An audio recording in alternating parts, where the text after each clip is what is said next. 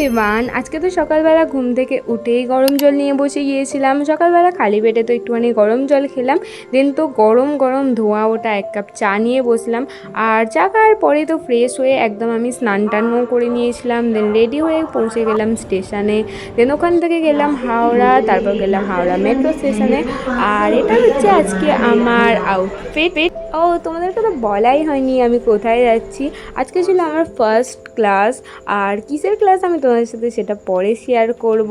আর আজকে তো 4 ঘন্টার ক্লাস ছিল পুরো টানা। আমি তো একটু বোর হচ্ছিলামও, আর যেহেতু সকালবেলা শুধু চা বিস্কুট খেয়ে বেরিয়েছিলাম, খিদেও তো প্রচুর পেয়েছিল।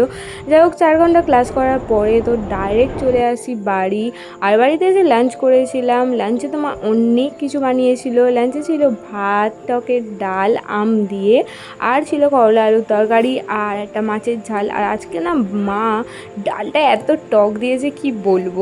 খেয়ে উঠে তো আমি একটা টানা ঘুম দিয়েছিলাম। দেন সন্ধ্যাবেলা উঠে তো দেখলাম মা আবার এগ চাও বানিয়েছে, তো ওটাই খেলাম।